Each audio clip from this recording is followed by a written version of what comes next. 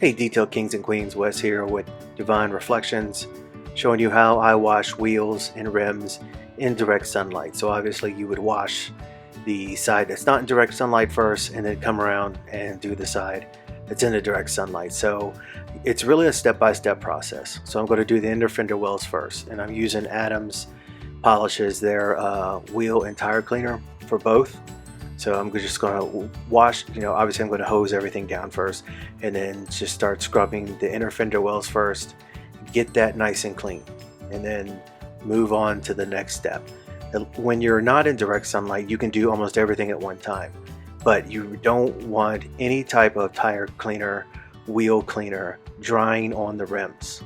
It can stain it, it can etch it, it can even, if it dries on there, sometimes depending on how strong it is, and depending on what brand you're using, it might actually strip the clear coat right off of that, the protective coating on there.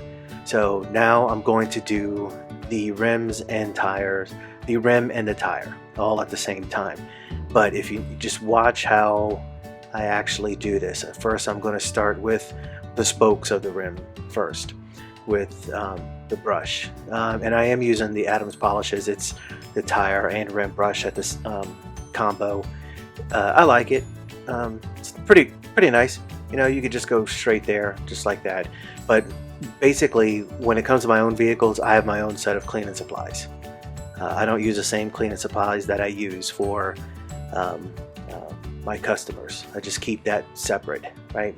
And so I'm going to put that brush back in there, get it nice and wet again, and absorb some of the water. And now I'm going to use my Speedmaster brush to get the barrel and inside of the spokes where the brush doesn't get completely. Now these rims, every two, there's a small little gap there, and you're going to see it once I'm done with my large brush.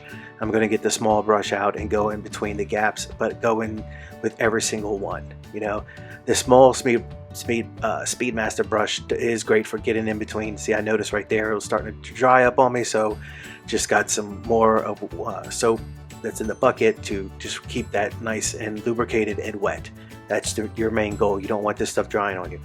So once I get the little Speedmaster brush, I'm going to use that to get in between the little gaps in between, but also where the caliper is.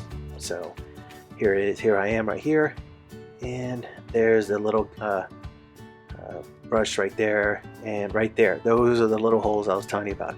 See, every two it skips. So there's the little one. I'm getting inside, outside, getting the barrel. I know I needed to. I can see it. That's one of the cool things about it. These rims being light gray like that, they really do show up a lot of brake dust, right?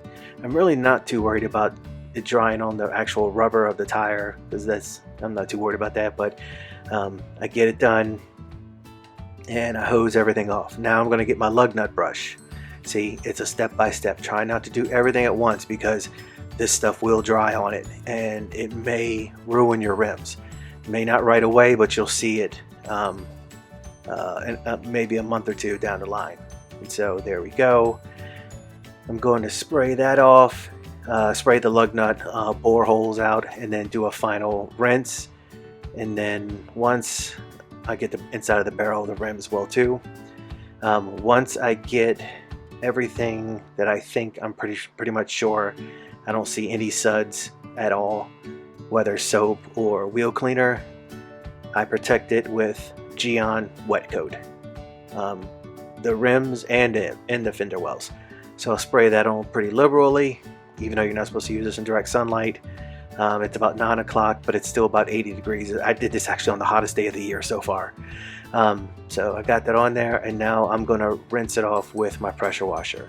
And that's going to be all of the protection that I need, and it's going to keep those rims nice and clean. It's going to keep them from the brake dust from latching on and just building up, because actually I haven't washed this car in about 2 months. And the reason for that is because, well, one, I've been busy detailing other people's cars, but it's been raining non-stop.